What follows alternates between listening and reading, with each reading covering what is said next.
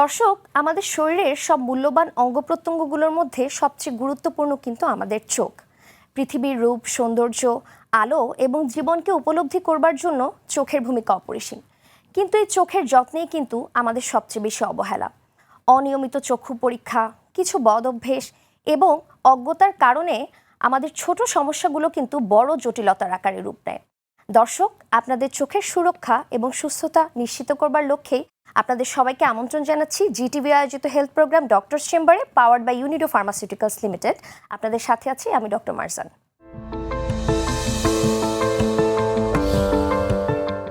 দর্শক, আজকে আমরা আলোচনা করব চোখের স্বাস্থ্য এবং সচেতনতা নিয়ে, এবং এই গুরুত্বপূর্ণ বিষয়টি নিয়ে আলোচনা করবার জন্য আমাদের সাথে আজকে জিটিভির স্টুডিওতে দুজন গেস্ট এক্সপার্ট রয়েছেন। প্রথমে আমন্ত্রণ জানাচ্ছি প্রফেসর ডাক্তার মোহাম্মদ শাহাবুদ্দিন, সাবেক অধ্যাপক, জাতীয় চক্ষু বিজ্ঞান ইনস্টিটিউট এবং হাসপাতাল, আহ্বায়ক, চক্ষু চিকিৎসক সমিতি।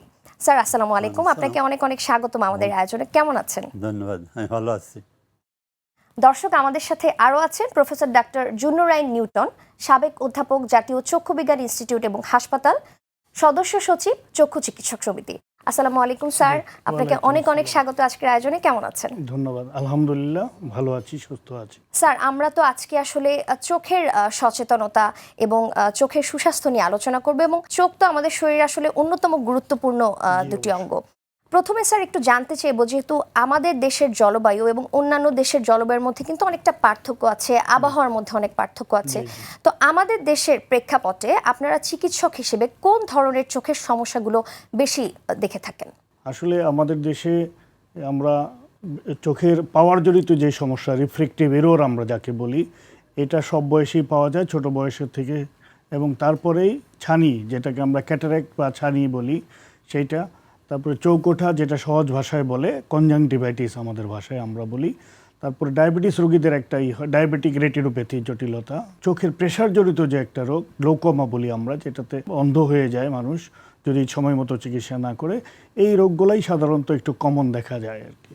স্যার, আপনার কাছে আমি একটু জানতে চাইবো, স্যার যে রোগগুলোর কথা বললো, তো আমাদের বাংলাদেশে কেন এই ধরনের সমস্যাগুলো দেখা দেয়? এর পিছনে আসলে মূল কারণগুলো কি? যে রোগগুলির কথা বলা হয়েছে, এটা কিন্তু বাংলাদেশ শুধু না। চোখের চিকিৎসার যে দুইটা অংশ, একটা হচ্ছে যে আমরা চোখের দৃষ্টি নষ্ট করে এই ধরনের একটা রোগ, আরেকটা হচ্ছে যে আমরা সাধারণ রোগ।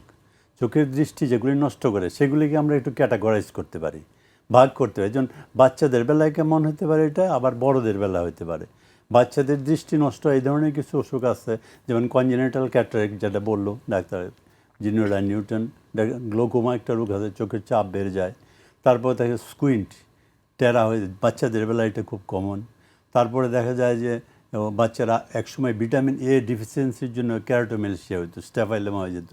অবশ্যই এটা নাও ইট ইজ ওভারকাম, কারণ এখন দেখা যায় vitamin A capsule huge distribution হয় বাংলাদেশে, যার জন্য এটার এটা অনেক কমে গেছে, প্রিভ্যালেন্স অনেক কমে গেছে। তো এইগুলি হচ্ছে ছোটোবেলার রোগ। তার সাথে আছে রিফ্রেক্টিভ এরর, যেটা ও বললো যে রিফ্রেক্টিভ এরর খুব কমন বাচ্চাদের। এখন দেখবেন স্কুলে গেলে দেখবেন অনেক ছেলে মেয়ে চশমা পড়ে। অ্যাপ্রক্সিমেট আমাদের একটা হিসাব দেখা যাচ্ছে প্রায় 35% বাচ্চা এখন চশমা পড়ে। এটা একটা বড় ফ্যাক্টর সামনে চলে আসছে। আর একটু এইজের দিকে যান, বয়স 40-এর উপরে যাচ্ছে, তখন আবার আসতেছে ছানিজনিত কারণ, ক্যাটারাক্ট, গ্লোকোমা, ডায়াবেটিক রেটিনোপ্যাথি, এআরএমডি এবং এই ধরনের আরও অনেকগুলি ডিজিজ তখন আগে আসতেছে। এই দুইটাকে এবং দুইটার সময় কিন্তু আপনাকে কন্টিনিউয়াসলি মনিটরিং করতে হচ্ছে। এই ইয়াং বাচ্চাদের up to age 15-16, up to that, and after 40 you have to continuously check দেওয়া হয় আপনার হয়ে গেল কিনা, ছানি পড়লো কিনা, আপনার চোখের চাপ বেড়ে গেল কিনা, আপনার ডায়াবেটিসের জন্য চোখে কোনো চেঞ্জ হচ্ছে কিনা, অ্যান্ড আরও যে সিস্টেমিক চোখের শরীরে যে ডিজিজগুলি আছে, সেটা থেকেও কিন্তু চোখে এফেক্ট করতে পারে। চোখ কিন্তু শরীরের একটা অংশ, সুতরাং শরীরে যে রোগগুলি আছে সে অনেকগুলি রোগী আবার চোখে এফেক্ট করতে পারে। স্যার, আপনার কাছে আমি একটু যদি জানতে চাই, শিশু বয়স থেকে একটু শুরু করি। স্যার যেমন বললেন, এখন দেখা যাচ্ছে 30-35% বাচ্চারাই কিন্তু চশমা পড়ছে, একদম ছোট দেখা যাচ্ছে স্যার, 4 বছরের বাচ্চা, 5 বছরের বাচ্চারা মোটা মোটা ফ্রেমের চশমা পরে ঘুরে বেড়াচ্ছে, এবং আগের থেকে কিন্তু এই সংখ্যাটা বেড়ে যাচ্ছে। স্যার, এটার পেছনে কি আসলে বাচ্চাদের যে স্ক্রিন টাইমটা বা এই যে ফোন দেখা, টেলিভিশন দেখা, এটাকে কি দায়ী মনে করেন কিনা? হ্যাঁ, কিছুটা তো অবশ্যই।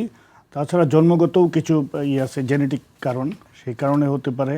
তো এই ক্ষেত্রে এই জন্যই, বা ওই যে স্যার যেটা বললেন, অনেক সময় বাচ্চাদের ছানি আমরা জানি যে বয়স্কদের রোগ, কিন্তু কখনো কখনো কনজেনিটাল ক্যাটারাক্ট, জন্মগতভাবেই ছানি নিয়ে আসতে পারে। তো সেটাও একটা বড় ফ্যাক্টর।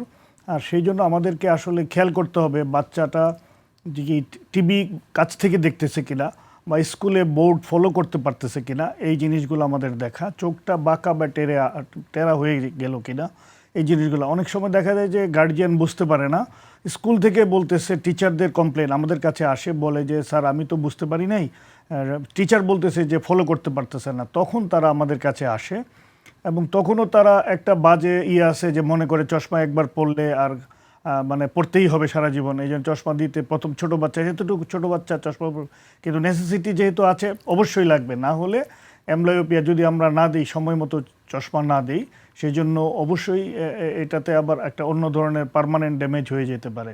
এই জন্য এটা বাচ্চাদেরকে চাই, বেটার হলো যে প্রি স্কুল স্ক্রিনিং করা, স্কুলে যে স্ক্রিনিং, এগুলো আমরা শুরু করেছি, এমনি অনেক এনজিও করতেছে, যে স্কুলে যে বাচ্চাদের যে ভিশন টেস্টিং এটা করা, এবং ন্যাশনাল আই কেয়ার আরেকটা প্রোগ্রাম হচ্ছে মাদ্রাসা শিক্ষকদেরকেও একটু শেখানো যে কিভাবে ভিশনটা দেখতে হয়। তাহলে স্কুলের পাশাপাশি মাদ্রাসাতেও কোনো ছেলে কম দেখতেছে কিনা সেটা প্রাইমারি প্রথমেই ধরা পড়ে যায়।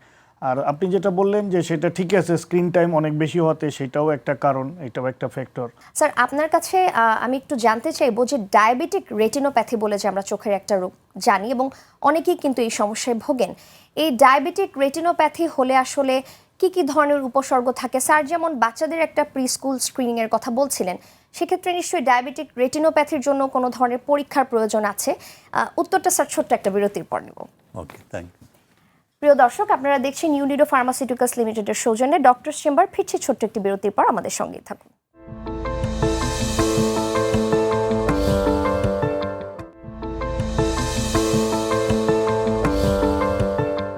দর্শক, বিরতির পর ফিরে এলাম। কথা বলছিলাম চোখের স্বাস্থ্য এবং সচেতনতা নিয়ে। স্যার, বিরতির পূর্বে আপনার কাছে আমার একটা প্রশ্ন ছিল যে ডায়াবেটিক রেটিনোপ্যাথির রোগীদের আসলে তাদের ক্ষেত্রে স্ক্রিনিংটা কেমন হওয়া উচিত, বা তারা কি কি সিমটমস হলে বুঝবে যে তাদের এই সমস্যা হচ্ছে? ডায়াবেটিক পেশেন্ট অ্যাকচুয়ালি এখন এইজ, আগে একটা এইজ বাড়ছিল, সাধারণত এইজেড পার্সনদের বেশি হতো, কিন্তু এখন ডায়াবেটিস দেখা যাচ্ছে খুব আর্লি এইজেও আরম্ভ হয়ে যাচ্ছে। ডায়াবেটিস পেশেন্টদের যে চোখে যে এফেক্টটা হয় সেটা সাধারণত বেশিরভাগই দেখা যায় যে ডিউরেশন কত, যত বেশি লেংদি ডিউরেশন হবে ডায়াবেটিসের, ততই চোখে এফেক্ট করার সম্ভাবনা বেশি। রিসেন্টলি একটা ডাটাতে দেখা যাচ্ছে যে approximately 27% diabetic patient suffer from diabetic retinopathy. A good number. আর আমরা যেটা পেশেন্টকে বলি, সবসময় বলি যে ডায়াবেটিস যারা আছে তাদের সবসময় চেক আপে থাকেন ওনারা, কিন্তু ডায়াবেটিসটা শুধু চেক করার সাথে সাথে ইয়ারলি অন্তত একবার চোখটা চেক করাবেন, কারণ চোখে পরিবর্তনটা আরম্ভ হলে একবারে সবটা চেঞ্জ হয়ে যায় না, গ্র্যাজুয়ালি স্টেপ বাই একটার পরে একটার পরে একটা চেঞ্জ হয়ে থাকে।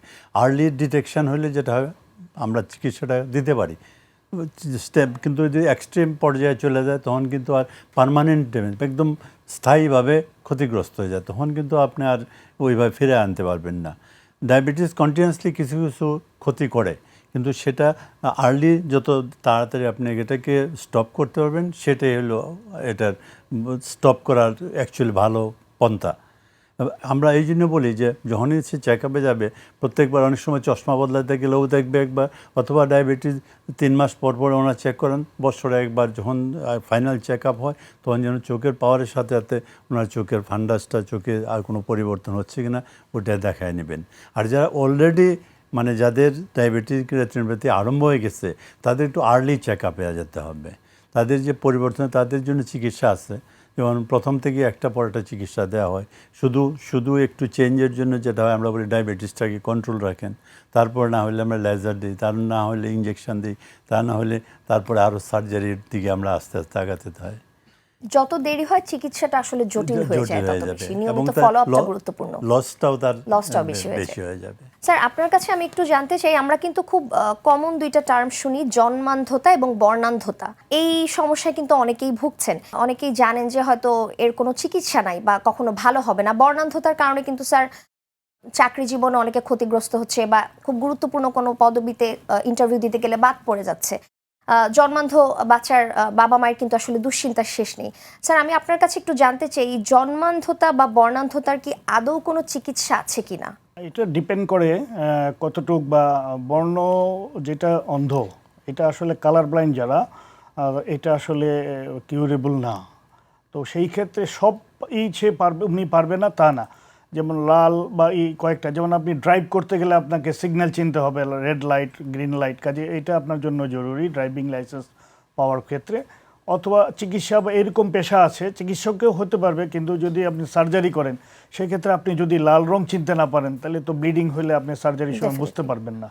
কাজে এরকম কিছু কিছু পেশা আছে যেখানে, এছাড়া আপনি অন্যান্য নর্মাল পেশা এটা আপনি করতে পারবেন, রিহ্যাবিলিটেশন বা অন্য যে কোনো পেশা উনি যেখানে কালারের ব্যাপারটা অতটা গুরুত্বপূর্ণ না, সেই ক্ষেত্রে সেই সব সার্ভিস উনি করতে পারবে। আর জন্মান্ধের ক্ষেত্রে যেটা বললেন, এটা এখন ডিপেন্ড করে কিসের কারণে।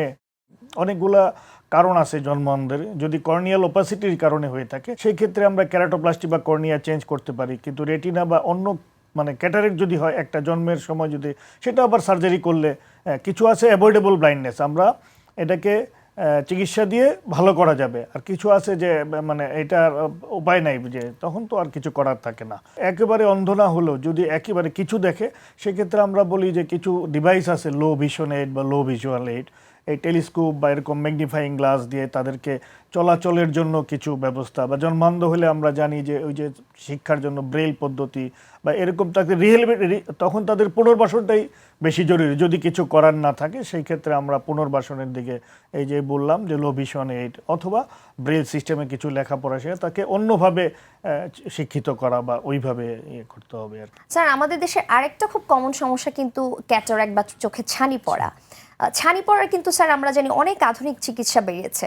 আপনার কাছে একটু জানতে চাই যে কি কি ধরনের চিকিৎসা আমাদের দেশে সম্ভব এই চোখে ছানি পড়ার জন্য? সানি এটা কমন জিনিস। অ্যাকচুয়ালি আপনি যে কথা বললেন, আমাদের টোটাল ব্লাইন্ডনেসের 65% হচ্ছে সানিজনিত কারণে অন্ধত্ব, এবং এটা রিভার্সেবল। আপনি এটাকে আবার আগের জায়গায় ফিরে নিয়ে যেতে পারেন। এটা একটা বড় অ্যাডভান্টেজ যে আমরা এই সানিটাকে রিভার্স করে দিতে পারি, আমরা আবার তাদের দৃষ্টি ফিরিয়ে দিতে পারি পুরাপুরি। এটার জন্য যেটা দরকার, যে আমরা যে লেন্সটা ওখানে চোখের ভিতরে সানি পড়ে, যে লেন্সটা নষ্ট হয়ে যায়, আমরা এই লেন্সটাকে রিপ্লেস করি, যেটা নষ্ট গেছে ফেলে দিয়ে এটা রিপ্লেস করি। এটা হচ্ছে সাধারণ চিন্তা, যে আমরা যে লেন্সটা অপেক হয়ে গেছে, সাদা হয়ে গেছে, এটা ফেলে দিয়ে আমরা এটা একই পাওয়ারের একটা লেন্স এটাকে প্রতিস্থাপিত করে দিচ্ছি, এবং সে আগের মতোই সে তার সব দৃষ্টি সে আবার ফেরত পাবে। এটার বড় অ্যাডভান্টেজ। এখন হচ্ছে যে কী পদ্ধতিতে আমরা করব। এক সময় ছিল শুধু লেন্সটা ফেলে দেওয়া হতো, কোনো আরেকটা লেন্স প্রতিস্থাপন করা হতো না, ফলে হয়তো কি অনেক মোটা মোটা বড় বড় চশমা লাগাতে হতো, দূর থেকে দেখলে মনে হতো যে বিরাট বিরাট চোখ এরকম মনে হতো। এরকম এখন নাই, যেহেতু আমরা ওই লেন্সটা ফেলে দিয়া সমমানের একটা লেন্স বসাতে পারছি, ফলে কসমেটিক্যালি তার যেমন সে কিছুই বোঝা যায় না, অ্যাজ ওয়েল তার দৃষ্টিটাও ঠিক একই রকম থাকে, সে সব কিছু একই স্বাভাবিকভাবে দেখতে পারে। এবং অনেক সময় অপারেশনের পর পেশেন্ট বলে যে আমরা আগের চেয়েও ভালো দেখতেছি। এখন চিকিৎসাটা, সানির চিকিৎসাটা খুবই মডার্ন, যে আপনার মডার্ন। আরেকটা সাথে বলতে হবে যে মেথড, পদ্ধতি কী।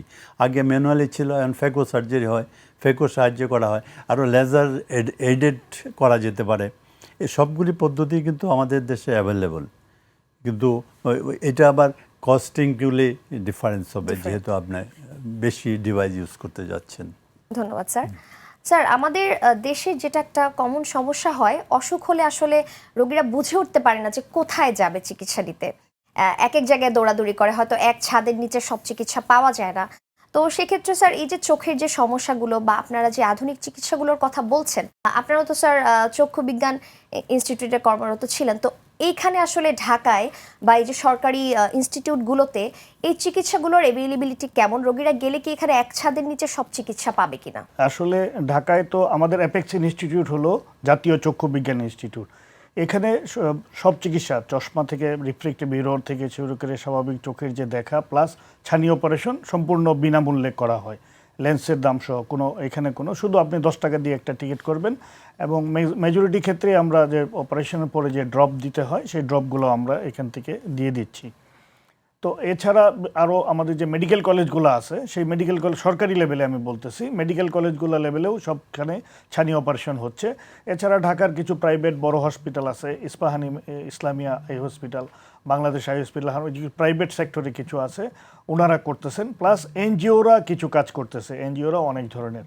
তো আপনাকে এই ব্যাপারে বলতে গেলে আমাদের ন্যাশনাল আই কেয়ারের যে প্ল্যানটা, যে সারা দেশব্যাপী এটা জাতীয় প্রোগ্রাম, এর আন্ডারে আমাদের আসলে 200 উপজেলাতে, প্রতিটা উপজেলাতে একটা করে এই কমিউনিটি আই সেন্টার করা আছে। উপজেলা হেলথ কমপ্লেক্সের ভিতরে একটা রুম ডেডিকেটেড, ওইখানে ন্যাশনাল আই কেয়ারের মাধ্যমে 2 জন করে নার্সকে প্রশিক্ষণ দেওয়া হয়েছে আই সম্বন্ধে, আই প্রাথমিক, এবং ওখানে যন্ত্রপাতি আছে। এবং এটা আমাদের ভবিষ্যৎ প্ল্যান ছিল যে 2030-এর মধ্যে সবগুলো উপজেলাকে এর আন্ডারে নিয়ে আসা। 13টা বেজ হাসপাতালে সবসময় 2 জন ডাক্তার চক্ষু বিশেষজ্ঞ থাকেন। ওনারা ওই বেজ হাসপাতালের সাথে 8টা থেকে 2:30 পর্যন্ত রুগী যে দেখে, ওই নার্সরা দেখে, তারা ওইখান থেকে যে ছবিটা, ফান্ডাসের ছবিটা, ডায়াবেটিক রেটিনোপ্যাথি আছে কিনা বা গ্লুকোমা স্ক্যানিং হচ্ছে কিনা, এই ছবিগুলো এই চক্ষু বিশেষজ্ঞদের কাছে এই 13টা হাসপাতালে পাঠান। ওইভাবে তারা দেখে, যদি মনে করেন যে অনলাইনে কিছু বলা যাবে বা কাউকে রেফার করা দরকার, ওই চেনের মাধ্যমে তারা, বা ক্যাটারেক্ট আছে ছানি অপারেশন করতে হবে, ওই গ্রাম থেকে উপজেলা থেকে এই রেফারেলের মাধ্যমে এই মেডিকেল কলেজগুলো বেজে আসে। ওইখান থেকে তাহলে বিনামূল্যে তারা এই ছানি অপারেশন প্লাস ওষুধপত্র।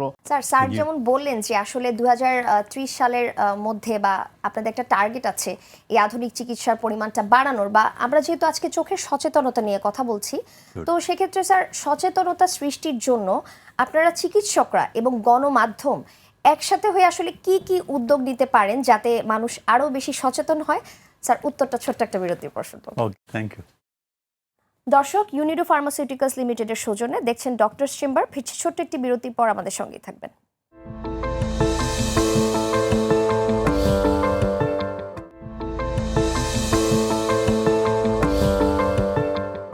দর্শক, বিরতির পর ফিরে এলাম।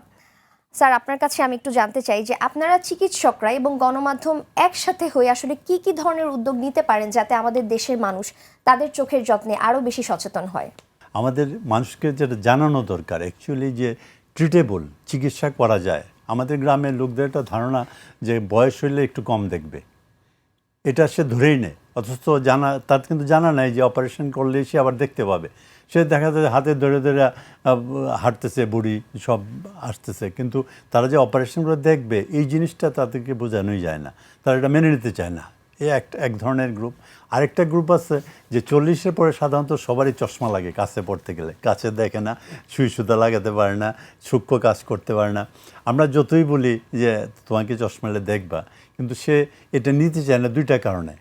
একটা হলো সে বলে গ্রামে আমি চশমা হলে মানুষ কি বলবে, দেখতে কেমন লাগবে, এটা কুসংস্কার, মানে সে কোনোভাবেই ডিফেক্ট, মানুষ কি বলবে, হ্যাঁ মানুষ কি বলবে, সে পড়তে চায় না। এটা থেকে বের করে আনতে হবে, কারণ এটা বিরাট জনগোষ্ঠী। অ্যাবাভ 40 এজ মানে কি একটা বিরাট জনগোষ্ঠী, তার মধ্যে 50% মহিলা। ধরে নেন আপনি যে এই যে জনবলটা, এই জনবলটা সে কিছু না দেখিয়ে আপনাকে সার্ভিস দিচ্ছে, খাওয়াচ্ছে, আপনার প্রতিনিয়ত কাজগুলি সে করতেছে, কিন্তু সে ভালো করে দেখতে পাচ্ছে না। এটা এই যে প্রবলেমটা, এটা ওদের সামনে তুলে ধরতে হবে। এবং মিডিয়ার পক্ষে এটা খুব ইজি যে এটা সুন্দর নাটক টাটকের মাধ্যমে যেভাবে করে যে এই করলে এই করা যেতে পারে, এই করলে এই করা যেতে পারে, এইগুলি উঠায় দেওয়া দরকার। পাশাপাশি যে অন্যান্য কারণগুলি, বাচ্চা হলে একসময় বললে হয়তো চোখ টেরা থাকলে বলে লক্ষ্মী টেরা, এটা ভালো। জি স্যার, একটা কুসংস্কার ছিল যে টেরা থাকলে লক্ষ্মী টেরা থাকে ভালো, অপারেশন করার দরকার নেই। কিন্তু লক্ষ্মী টেরা তো ভালো টেরা না, আপনাকে সেটাকে চিকিৎসা করাতে হবে। সেটা যদি আপনি আর্লি চিকিৎসা করান, ট্রিটেবল, আপনি চিকিৎসা করাতে পারবেন। সে এই যে বাচ্চাদের বেলায় অনেকে একটা ভয় যে চশমার কথা বলছে, চশমা দিব না, চশমা দিলে তার ভিশন ডেভেলপ করবে না, কারণ ওটা সার্টেন এইজের ভিতরেই এই ভিশনটা ডেভেলপ করে। আপনি যদি কোনো কারণে তার চশমা দরকার থাকলেও আপনি চশমাটা না দেন ওই সময়, 5-7 বছর পরে, 8 বছর পরে দেখবেন তখন আর চশমা দিলেও সে আর দেখতে পাচ্ছে না। এই জিনিসগুলি জনসম্মুখে তুলে ধরতে হবে। আমরা আপনাদের হেল্প করতে পারবো, কিন্তু বাকি কাজটা আপনাদের আগায় নিয়ে যেতে হবে। সমন্বিত প্রচেষ্টায় আসলে স্যার সচেতনতাটা ছড়ানো সম্ভব। স্যার, আমি একটু একটা জিনিস জানতে চাই, আমাদের দেশের মানুষের বিশেষ করে অ্যাস্থেটিক একটা বিষয় থাকে, চশমাটা কেন যেন পরে বের হতে চায় না অনেকে, বিশেষ করে ফিমেলদের একটা, যত সুন্দর ফ্রেমই হোক, মানে একটা বার্ডেন মনে করে, বা চশমা পরেছি কেমন যেন লাগছে। তো অনেকের কিন্তু স্যার লেন্স বা পাওয়ার লেন্স পরার একটা প্রবণতা থাকে। আবার স্যার কিছু ক্ষেত্রে দেখেছি, মানে আমি যেমন ব্যক্তিগতভাবে, আপনারা তো স্যার দেখেছেনই, যেমন নিউজিল্যান্ডের সাবেক ক্রিকেটার ড্যানিয়েল ভেট্টোরি বা ইন্ডিয়ার সাবেক ক্রিকেটার সৌরভ গাঙ্গুলি, তারা কিন্তু চশমা পরেই কিন্তু খেলতে নামছেন। তারা তো লেন্স অ্যাফোর্ড করতে পারেন। তো সেক্ষেত্রে স্যার আসলে লেন্স বা চশমার মধ্যে পার্থক্যটা কি, মানে কোনটা আসলে বেটার অপশন? চশমার বিকল্প যেটা আছে কিছু আছে, যেমন এই যে আপনি যেটা বললেন আমরা কন্ট্যাক্ট লেন্স পরি, এটা সাধারণত মেয়েরা চায় যে চশমা পরলে হয়তো কসমেটিক বা সাজগোজের ক্ষেত্রে কিছুটা অসুবিধা হয়, সেটা একটা ব্যাপার। বিকল্প হলো কন্ট্যাক্ট লেন্সের কিছু সাইড ইফেক্টও আছে, সেটাও মাথায় রাখতে হয়। অনেক সময় এখান থেকে চোখে সংক্রমণ, ইনফেকশন বা ক্যারাটাইটিস বলি হতে পারে, যদি প্রপারলি হাইজিন মেনটেন না করা হয়। সবসময় হবে তা না, এটা একটা বিকল্প টেম্পোরারি। আমরা চোখের দৃষ্টির যে সমস্যা, সেক্ষেত্রে আমরা টেম্পোরারি দুইটা জিনিস, একটা হলো চশমা আর একটা হলো লেন্স। আর এছাড়া বয়স হলে 18 বা 20 বছরের পরে একটা পার্মানেন্ট কিছু সার্জারি আছে, লেসিক বা এই জাতীয় স্মাইল, এই নতুন কিছু আবিষ্কার। তো সেই ক্ষেত্রে আমরা চশমার বিকল্প এগুলা। কিন্তু যেটা আপনি বললেন যে হ্যাঁ চশমার বিকল্প লেন্স হবে, লেন্স তো সাময়িক, যখন পড়বে চশমার মতো খুলে রাখলে আরই হবে না। আর পার্মানেন্ট কিছু বিকল্প আছে, যে লেসিক বললাম, স্মাইল বললাম, তারপরে এই জিনিসগুলোও আছে। স্যার আপনি আমাদেরকে যেমন টেরা রোগের একটা কথা বলছিলেন, তো স্কুইন্ট হয়ে গেলে আসলে এটা কি সার্জারির মাধ্যমে ঠিক করা পসিবল? আসলে স্কুইন্টের একটা কারণ হলো তার যদি রিফ্লেকটিভ এরর থাকে, সেই কারণে দেখতে পায় না, সেই জন্য বাঁকা হতে পারে। তো সেই ক্ষেত্রে আমরা প্রাইমারিলি তার আসলে প্রথমেই আমরা দেখি যে তার আসলে পাওয়ার যদি কোনো সমস্যা আছে কিনা। হ্যাঁ, তাহলে সেইটা হলে প্রথমে আমরা রিফ্লেকটিভ এররের যে কারেকশন, দেখা যায় যে অটোমেটিক হয়তো চশমার ব্যবহার কিছুটা কমে যায় বা ফলো আপে আসতে হবে সেই ক্ষেত্রে। না হলে যদি পাওয়ার ঠিক থাকে, মানে আপনি যে টেরা যেটা, সেটা পরেও আপনি যে কোনো এইজে যেয়ে আপনি অপারেশন করে সার্জারির মাধ্যমে চোখের অ্যালাইনমেন্ট বা সোজা করতে পারবেন বাঁকা চোখ। কিন্তু পাওয়ারটা এক সময় হয়ে গেলে, ডেভেলপ না করলে ঠিক সময় যে পার্মানেন্ট ড্যামেজ হয়ে যায়। আপনি হয়তো আবার অনেক সময় অনেক বেশি পাওয়ারের থাকলে তখন টেরা অপারেশন করলেও দেখা যায় যে 2-4-5 বছর পরে সেকেন্ড টাইম আবার একটু বাঁকা হয়ে যায়। হ্যাঁ, টেরা অপারেশন করে ঠিক করা যাবে যদি আগে। এই জন্য আমাদের টেরার চেয়ে, সৌন্দর্যের চেয়ে বেশি আমাদের we are concern about the power, যে রিফ্লেকটিভ এইটা ঠিক আছে কিনা। যদি ওইটা ঠিক থাকে চশমার মাধ্যমে বা চশমা থাকে, তাহলে কোনো সমস্যা না, পরে যে কোনো সময় সার্জারি করে চোখকে সোজা করা যাবে। স্যার আমরা যেহেতু আজকে একটু দর্শকদের সচেতনতার লক্ষ্যে আয়োজনটি রেখেছি, সরকারি পর্যায়ে কিন্তু স্যার আপনারা অনেক ধরনের সুযোগ সুবিধা দিচ্ছেন। স্যার একটু যদি জানতে পারি, আমাদের দেশে সরকারি পর্যায়ে আসলে কোন ধরনের চোখের সার্জারিগুলো বিনামূল্যে আসলে করা হয়ে থাকে? কারণ অনেকে স্যার আর্থিকভাবে আসলে অসচ্ছল থাকে, এই কারণে অনেকে চোখের অপারেশন করতে চায় না বা আসলে সাহস পায় না। তো সেক্ষেত্রে রোগীরা যদি একটু জানতে পারে যে এই অপারেশনগুলো আসলে বিনামূল্যে সম্ভব বা স্বল্প মূল্যে সম্ভব, সেটা আসলে ভালো হয় স্যার। অপারেশন আমাদের জাতীয় চক্ষু বিজ্ঞান ইনস্টিটিউট সহ গভর্নমেন্ট যে হসপিটালগুলি আছে, এগুলিতে কিন্তু অপারেশনের কোনো অপারেশনের জন্য চার্জ নেওয়া হয় না। সে ক্যাটারেক্ট হোক, গ্লোকোমা হোক, স্কুইন্ট হোক, এনি সার্জারি, যে কোনো সার্জারির জন্য কোনো পেমেন্ট কিন্তু গভর্নমেন্ট সেক্টরে নেওয়া হয় না। আর এটার কোন জায়গায় কতটুকু ফ্যাসিলিটি অ্যাভেলেবল, সেটা বড় প্রশ্ন। যেমন ঢাকাতে ইনস্টিটিউটে যে অপারেশনগুলি করা সম্ভব, সেটা কিন্তু পেরিফেরিতে একটা ডিস্ট্রিক্ট হসপিটালে করা সম্ভব হবে না। স্যার আমাদের যেটা ক্যাটারেক্ট সার্জারি হয়ে থাকে, সেক্ষেত্রে তো কৃত্রিম একটা লেন্স বসানোর বিষয় থাকে। তো অনেকে কিন্তু বলে যে অনেক দাম, এই লেন্সটার অনেক দাম। তো আসলে আমাদের দেশে ক্যাটারেক্ট সার্জারির খরচ কমানোর জন্য কি কিছু করা যেতে পারে কিনা? এটা ডিপেন্ড করে যে আপনার লেন্সেরও, আমরা যেটা আর্টিফিশিয়াল লেন্স বা ইন্ট্রাকুলার লেন্সটা ব্যবহার করি, বিভিন্ন প্রকারভেদ আছে একদম। তবে দুর্ভাগ্যজনকভাবে আমাদের দেশে এখনও লেন্সটা তৈরি হওয়ার কোনো হয়নি। ইভেন আমাদের পার্শ্ববর্তী নেপালেও তৈরি হচ্ছে। তো দেখা যাক অদূর ভবিষ্যতে আমরা যদি নিজেরা কৃত্রিম লেন্সটা তৈরি করতে পারি আমাদের দেশে, তাহলে সেক্ষেত্রে কষ্ট অনেক কমে যাবে। স্যার আপনাদের দুইজনকে অসংখ্য ধন্যবাদ, এত ব্যস্ত সময়ের মাঝে আমাদেরকে সময় দিয়েছেন। কিন্তু অবশ্যই স্যার যাবার আগে আপনাদের দুইজনের কাছ থেকে কিছু সচেতনতার বার্তা শুনতে চাই। স্যার প্রথমে আপনার কাছে একটু জানতে চাই, আমাদের দর্শকদের উদ্দেশ্যে তারা চোখকে ভালো রাখার জন্য কি করতে পারে, দুটো কথা যদি একটু বলেন। দুইটা গ্রুপ এখানে আমি আগে আইডেন্টিফাই করতে চাই। একটা হলো বাচ্চাদের বেলায় আমি বলবো, যাদের বাচ্চা কাচ্চা স্কুলে যাওয়ার আগেই তাদের দৃষ্টিশক্তি পরীক্ষা করে নেবেন, এবং কোনো যদি প্রবলেম থাকে যত আর্লি আপনি বাচ্চার চিকিৎসা করবেন তত সুবিধা। আর যারা বয়স 40-এর কাছাকাছি বা 35 উপরে হয়ে গেছে, যারা একটু কম দেখেন তাদেরই আমি বলবো চেক আপ করে চশমা নেবেন, সাথে সাথে চোখের চাপটা দেখে নেবেন। কারণ এই বয়সে গ্লোকোমা একটা বড় ডিজিজ আমাদের দেশে, যেটার প্রিভ্যালেন্স অনেক বেশি, আমরা এটা টের পাই না। সুতরাং আপনার দয়া করে এই দুইটা কাজ করবেন। ধন্যবাদ। অসংখ্য ধন্যবাদ স্যার। স্যার, চোখের চিকিৎসা কিন্তু আসলে ভালো ঔষধের গুরুত্ব অনেক বেশি। আমাদের আজকের আয়োজন নিবেদক ইউনিডো ফার্মাসিউটিক্যালস, তারা কিন্তু বিশ্বমানের মেডিকেশন প্রোভাইড করছেন। স্যার, আপনি আমাদের আজকের যে নিবেদক তাদের উদ্দেশ্যে এবং আমাদের দর্শকদের উদ্দেশ্যে দুটো শুভেচ্ছা বাণী দিন। ডায়াবেটিস যাদের আছে তারা অবশ্যই একটু যত্ন নেবেন, চোখের যত্ন নেবেন, এবং বছরে একবার ডেফিনেটলি চক্ষু চিকিৎসকের কাছে যাবেন এবং স্ক্রিনিং করাবে ডায়াবেটিক রেটিনোপ্যাথি হয়ে যাচ্ছে কিনা। তো সেই ক্ষেত্রে তারা যেমন শর্করা নিয়ন্ত্রণ করবেন, ব্লাড প্রেশার রক্তচাপ নিয়ন্ত্রণ করবেন, কোলেস্টেরল নিয়ন্ত্রণ করবেন, একটু হাঁটাহাঁটি করবেন, প্লাস নিয়মিত চক্ষু পরীক্ষা করবেন। এটা আমার আবেদন সবার কাছে। পাশাপাশি এই অনুষ্ঠান আয়োজন করার জন্য আমি ইউনিডো ফার্মাসিউটিক্যালকে ধন্যবাদ জানাচ্ছি। দর্শক, চোখের প্রতি সচেতনতা মানে কিন্তু জীবনের প্রতি সচেতনতা। নিয়মিত চক্ষু পরীক্ষা এবং সচেতনতার মাধ্যমে কিন্তু পারেন চোখকে ভালো রাখতে, এবং তার সাথে অবশ্যই নিতে হবে এক্সপার্টের মতামত। দর্শক, আমাদের এই আয়োজনটি দেখতে হলে চোখ রাখতে হবে প্রতি শুক্রবার সকাল 9টায় জিটিভির পর্দায়। আগামী পর্বে আবারও কোনো গুরুত্বপূর্ণ বিষয় নিয়ে আলোচনা করবার জন্য চলে আসবো। ততদিন পর্যন্ত সবাই ভালো থাকুন, সুস্থ থাকুন।